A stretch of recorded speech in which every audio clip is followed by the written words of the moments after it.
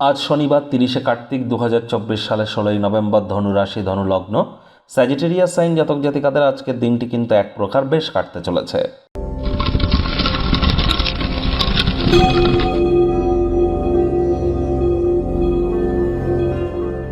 ভিডিওটির শুরুতেই আপনাদের সকলকে রাজযোগ চ্যানেলের তরফ থেকে কার্তিক পূজার হার্দিক শুভেচ্ছা ও অভিনন্দন রইল।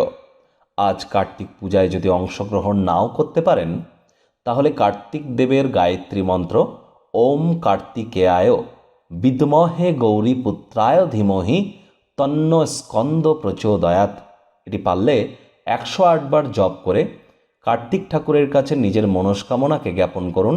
তিনি অবশ্যই তা পূর্ণ করবেন এবং এই অস্তিত্বের সংগ্রাম, সার্ভাইভাল ফর দ্য ফিটেস্ট, এই অস্তিত্বের সংগ্রাম এবং জীবন যুদ্ধে তিনি আপনাদেরকে সহযোগিতা করতে চলেছেন। তাহলে অবশ্যই কার্তিক ঠাকুরের নাম জপ ধ্যান আরাধনা আজ করতে ভুলবেন না। ভুলেও সরিষার তেল বেগুন যেন আজ খাবেন না।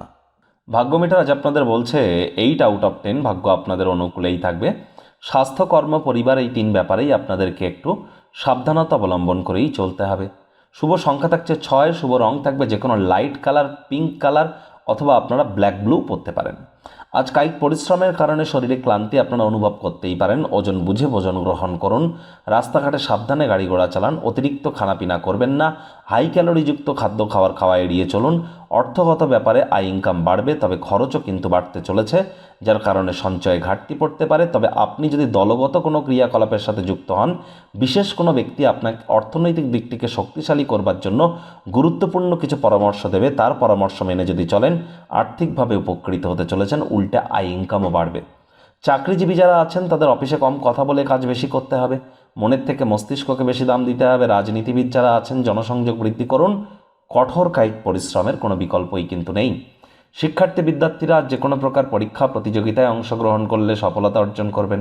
উচ্চশিক্ষার জন্য যারা বিদেশ যাত্রার কথা ভাবছিলেন, ভাগ্যদেবীও আজ আপনাদের পক্ষেই আছেন। সন্তান সন্ততি থেকে থাকলে তারাও তাদের কৃতিত্বের দ্বারা আপনাদেরকে গর্বিত করবে। হাউস ওয়াইফদের জন্যও দিনটি এক প্রকার বেশ। প্রেমিক প্রেমিকা, স্বামী স্ত্রী, ফুল ফুটুক আর না ফুটুক, আজ কিন্তু আপনাদের প্রেমের বাগানে বসন্ত। দিনটিকে যতটা সম্ভব রোম্যান্টিক করে তোলা যায় সেই প্রচেষ্টাই আপনাদের করা উচিত। অবিবাহিতদের বিবাহের যোগ পরিলক্ষিত হচ্ছে। যারা প্রেমে পড়েননি তাদের জীবনে স্বপ্নের নারী বা পুরুষের আগমন আজ কিন্তু হতেই পারে। একটু প্রচেষ্টা আপনাদেরকেও করতে হবে। পরিবার পরিজনদের উপর জোর করে নিজের মতামতকে যেন জাহির করবেন না। ছোটোখাটো ব্যাপারে অন্যের বিষয়ে ভুল ত্রুটি ধরার স্বভাব থাকলে ত্যাগ করুন।